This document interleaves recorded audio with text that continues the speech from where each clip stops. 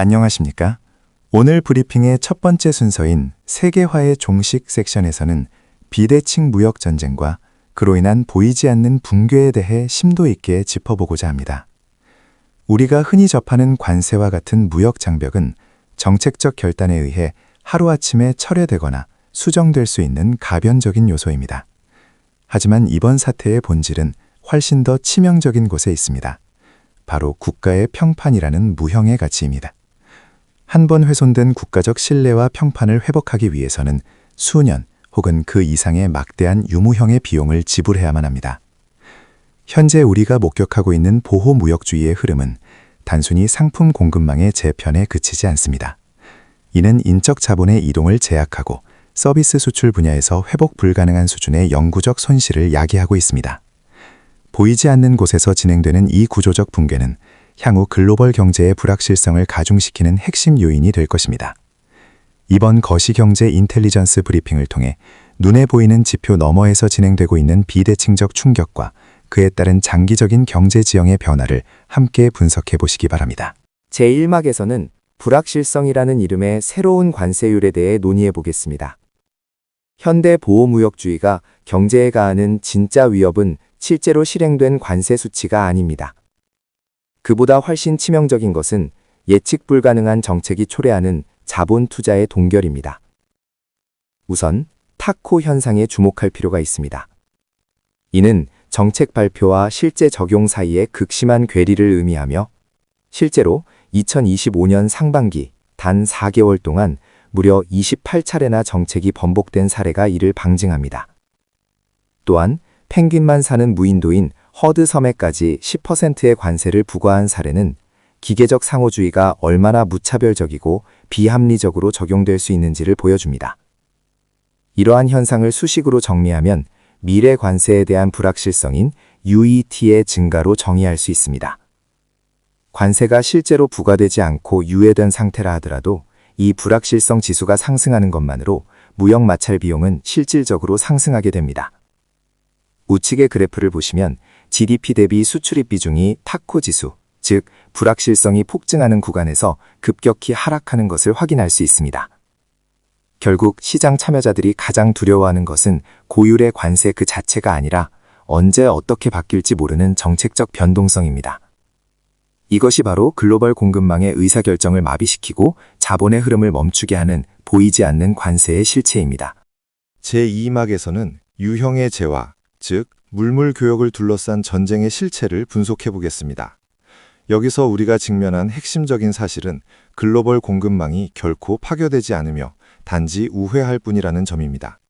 상품 무역은 가격과 환경 변화에 매우 탄력적으로 반응합니다. 따라서 특정 국가 간의 관세 폭탄은 전체적인 무역 적자를 해소하기보다는 베트남이나 브라질과 같이 비용 효율적인 대체 국가로 수요를 즉각 이동시키는 결과를 초래합니다. 실제로 무역 데이터는 이러한 적자의 착시 현상을 여실히 보여줍니다. 2016년 3,460억 달러 수준이었던 대중국 무역 적자는 강력한 관세 부과 조치에도 불구하고 2018년 4,180억 달러를 기록하며 오히려 사상 최고치를 경신했습니다. 이는 인위적인 무역 장벽이 글로벌 분업 구조의 본질적인 흐름을 막기 어렵다는 것을 증명합니다. 동시에 이러한 무역 전쟁은 내부적인 보상 시스템의 한계를 드러냅니다. 수출길이 막힌 자국 농가를 위해 5천억 달러 규모의 구제금융을 논의하는 등 국가 내부적으로 부를 재분배해야 하는 막대한 추가 비용이 발생하고 있습니다. 결론적으로 유형의 전쟁은 공급망의 효율적 재편이 아닌 경로의 우회와 내부적 경제적 부담 가중이라는 역설적인 상황을 만들어내고 있습니다. 다음으로 보실 슬라이드는 미중 갈등으로 인해 발생한 공급망의 공백을 누가 채우고 있는지, 그 시장의 승자들에 대해 분석한 자료입니다.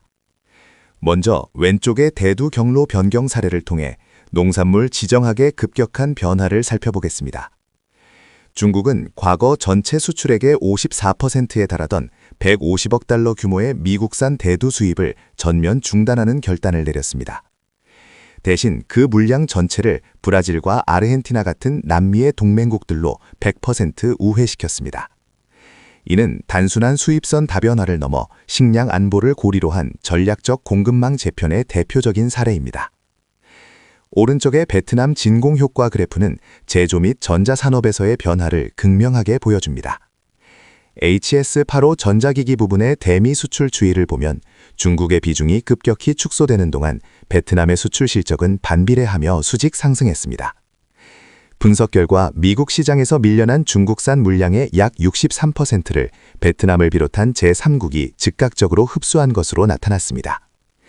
결국 글로벌 무역 구조에서 발생한 거대한 진공 상태는 사라지는 것이 아니라 지정학적 이해관계에 따라 새로운 수혜국들로 빠르게 재편되고 있음을 확인할 수 있습니다. 이는 전문가 여러분께서 향후 글로벌 공급망의 흐름을 예측하실 때 반드시 주목해야 할 지점입니다. 제3막에서는 무형의 전쟁, 그 중에서도 미국의 숨겨진 핵심 수출 동력에 대해 살펴보겠습니다. 흔히 미국의 주요 수출품이라고 하면 자동차나 금융 서비스 혹은 지식재산권을 떠올리기 쉽습니다. 하지만 실제 데이터를 분석해보면 이들보다 훨씬 더 막대한 부를 창출하는 항목은 바로 국제 이동성, 즉 여행과 관광 산업입니다. 우측의 미국 주요 수출 품목 차트를 보시면 여행 부문이 2,390억 달러로 자본재와 산업원자재에 이어 전체 3위를 차지하고 있음을 확인할 수 있습니다. 이는 우리가 주력 산업으로 인지하는 소비자 가전이나 자동차, 금융 서비스 및 지식재산권 수출액을 크게 상회하는 수치입니다.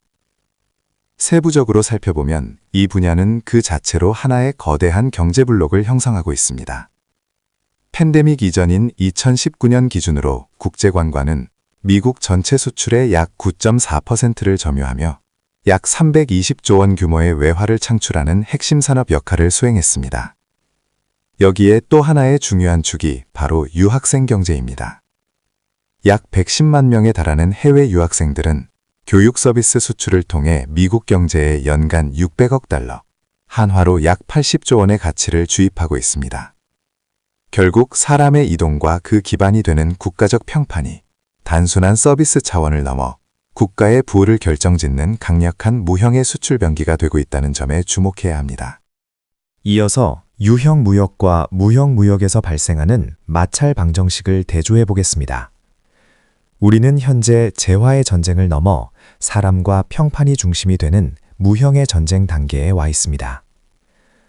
먼저 핵심 마찰 요인을 비교해 보면 유형의 무역에서는 관세가 주된 장벽으로 작용하지만 관광이나 교육 같은 무형의 무역에서는 비자 수수료와 같은 실질적인 출입국 장벽이 마찰을 유발합니다.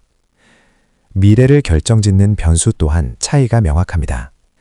재화무역이 변화하는 징벌적 관세율과 같은 정책적 불확실성에 영향을 받는다면 무형무역은 해당 국가나 브랜드의 평판, 그리고 안전에 대한 심리적 인식이 결정적인 변수가 됩니다.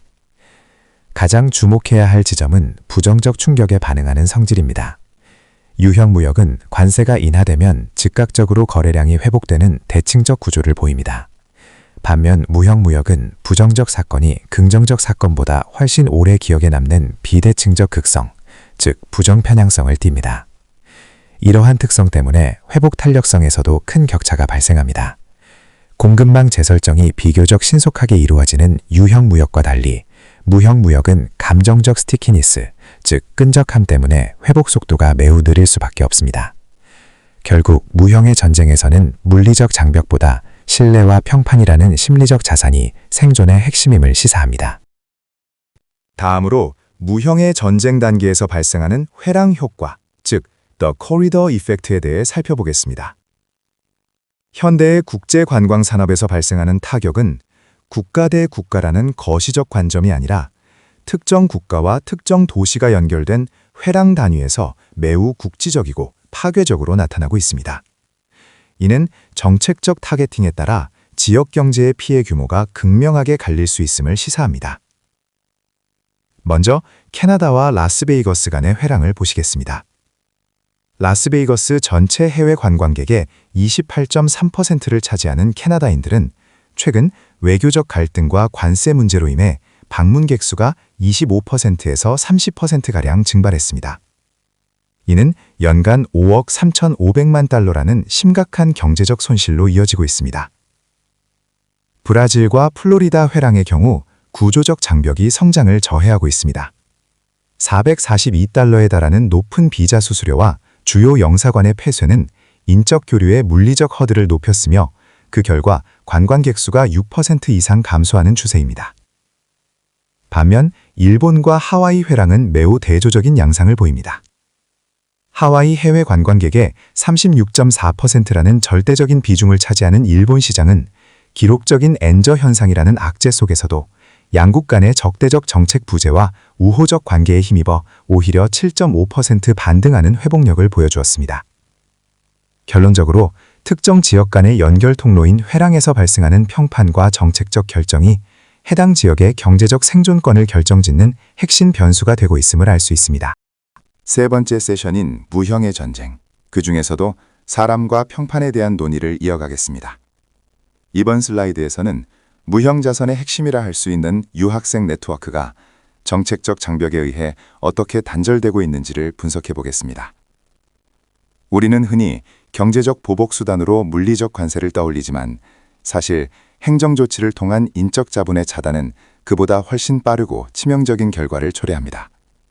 좌측의 그래프를 보시면 유학생 유입 추이는 2010년대 중반까지 꾸준히 상승하다가 트럼프 1기 행정부의 규제와 코로나19 타격을 기점으로 큰 변동성을 보이기 시작했습니다. 주목해야 할 점은 2025년 8월의 예측치입니다. 아시아권 학생을 중심으로 신규 입국자가 전년 대비 19%, 인원수로는 약 7만 3천 명 이상 급감할 것으로 전망됩니다. 이러한 급락의 배경에는 세 가지 핵심 요인이 있습니다. 첫째는 무차별적인 비자 취소입니다. 6천 명 이상의 유학생 비자가 취소되었고 소셜미디어상의 반미 성향 검열이 의무화되면서 심리적 행정적 진입 장벽이 극도로 높아졌습니다. 둘째는 이로 인한 즉각적인 시장 위축입니다. 이는 교육 서비스 수지 악화로 직결됩니다. 마지막으로 가장 우려되는 점은 인적 자본의 대체 불가능성입니다. 학업 수요가 타국으로 한번 이탈하면 학점 인정이나 복구 비용 문제로 인해 다시 돌아오지 않는 비탄력적인 특성을 보입니다. 결국 인적 자본의 단절은 단순한 유입 인구의 감소를 넘어 국가 간 지식 공유 체계와 장기적인 네트워크 경쟁력을 근본적으로 약화시키는 결과를 낳게 될 것입니다. 이번 장에서는 환율 상쇄 효과의 구조적 한계에 대해 논의해 보겠습니다. 트럼프 행정부가 추진했던 10%의 달러화 평가절하 정책은 이론적으로 수출 경쟁력을 제고할 것으로 기대되었습니다. 하지만 무형의 무역, 특히 관광 서비스 분야에서는 이러한 기계적인 경제 논리가 효과적으로 작동하지 않습니다. 그 첫 번째 원인은 비용의 끈적임, 즉 스티키 프라이싱 때문입니다. 글로벌 항공권이나 호텔과 같은 국제 관광 산업의 핵심 인프라는 여전히 강력한 달러 패권의 지배 아래 있습니다. 대부분의 가격이 달러로 책정되어 운용되기 때문에 달러 가치가 하락하더라도 실질적인 가격이나 효과가 소비자에게 즉각적으로 전달되지 못하는 구조적 경직성을 보입니다. 두 번째는 타임 레그, 즉 시간적 지연 현상입니다. 일반적인 소비재와 달리 여행이나 유학은 수개월 단위의 사전 기획이 필요한 고관여 서비스입니다. 따라서 단기적인 환율 하락이 발생하더라도 이미 형성된 부정적인 평판 비용을 즉시 상쇄하기에는 물리적인 한계가 존재합니다. 결국 환율이라는 거시 경제적 변수만으로는 무형의 자산이 중심이 되는 서비스 시장에서 관광 수지 회복이라는 기여를 돌리기에 역부족이라는 점을 시사합니다. 제3학에서는 지금까지 논의한 유형과 무형의 자산들이 갈등 이후 어떻게 회복되는지를 보여주는 2x2 회복성 매트릭스를 통해 결론을 맺고자 합니다. 이 매트릭스는 재화의 성격과 회복 속도를 두 축으로 하고 있습니다. 먼저 좌측 상단의 원자재와 기초 공산품 영역입니다. 이들은 전형적인 유형의 재화로서 관세 철폐와 같은 정책적 결정만으로도 즉각적인 복구가 가능한 빠른 회복 탄력성을 보입니다. 좌측 하단의 단기 출장이나 기업 간 교류 역시 비자 발급 지연과 같은 행정적 장애물만 해소된다면 단기간에 예전 수준을 회복할 수 있는 영역입니다. 반면 우측으로 이동하면 회복 속도가 매우 더딘 스티키 리커버리 영역이 나타납니다. 우측 상단의 전자제품 및 주요 공급망의 경우 보조금 정책과 맞물려 이미 베트남이나 브라질 같은 제3국으로 생산기지의 우회 정착이 완료되었습니다. 이러한 구조적 변화는 한번 고착되면 다시 되돌리기가 매우 어렵습니다. 가장 치명적인 부분은 우측 하단의 국가 브랜드 평판과 인적 자본 영역입니다. 정치적 모욕이나 사상 검증, 그리고 안전에 대한 우려로 인해 파괴된 신뢰는 회복이 거의 불가능하거나 막대한 시간이 소요됩니다. 관세는 서명 한 번으로 없앨 수 있지만 한 번 추락한 평판과 떠나버린 인재를 되돌리는 데는 수십 년의 노력이 필요하다는 점을 우리는 명심해야 합니다.